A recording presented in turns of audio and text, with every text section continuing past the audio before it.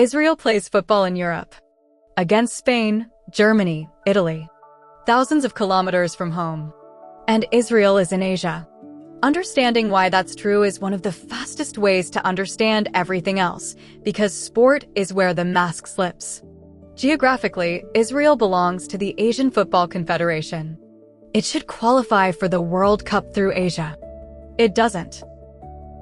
Because Arab and Muslim member states refused to play against it, boycotted matches, and eventually forced it out of the Confederation entirely. So Israel now competes in Europe. Not because anyone thinks Israel is in Europe. Because its own continent won't take the field. That's the answer to why isn't Israel in the World Cup, not skill, not politics in the way you'd assume. A boycott. A bloc of nations decided a Jewish state doesn't get to play. Now, notice the shape of this. In sport, ejected from its own confederation. In academia, boycott campaigns targeting Israeli universities. Not Chinese ones where an entire ethnic group is in camps. Not Russian ones. Not Iranian ones where women are killed for their hair. At the United Nations, 173 resolutions against Israel. 81 against every other country on Earth combined. No country is twice as bad as every other country on the planet put together.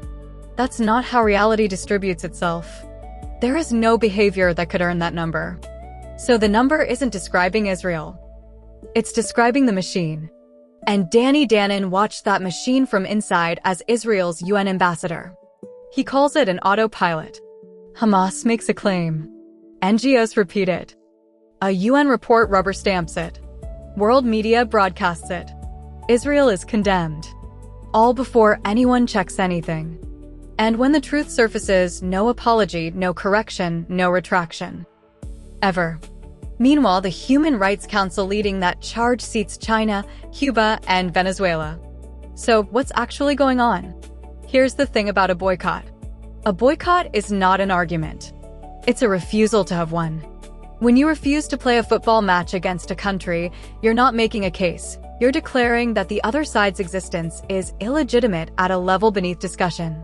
And once you see that, you can decode the whole thing. Because notice what boycotts never target.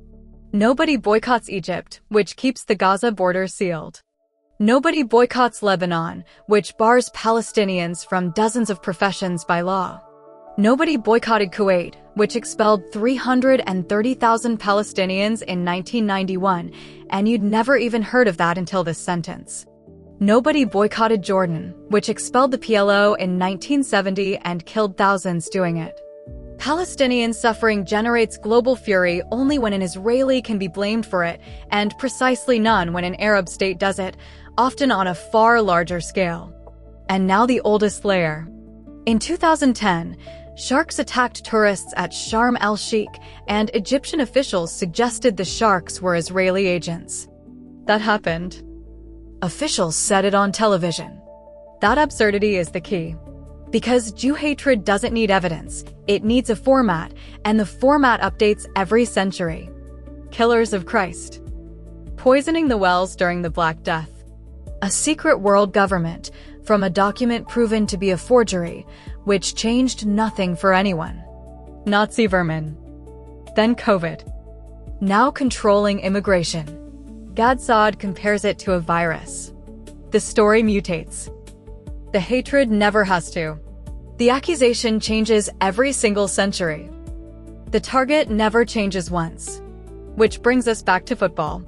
Israel isn't in the Asian World Cup qualifiers because a bloc of nations decided that a Jewish state doesn't get to be treated like a state. Not Israel's policies are wrong. Not we protest the government. A refusal to be in the same building. You can't negotiate with that. You can't concede your way out of it. There is no policy Israel could adopt that would get it a football match, because it was never about the policy.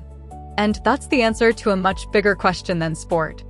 Because if a country can't even get a football match, the problem was never the borders.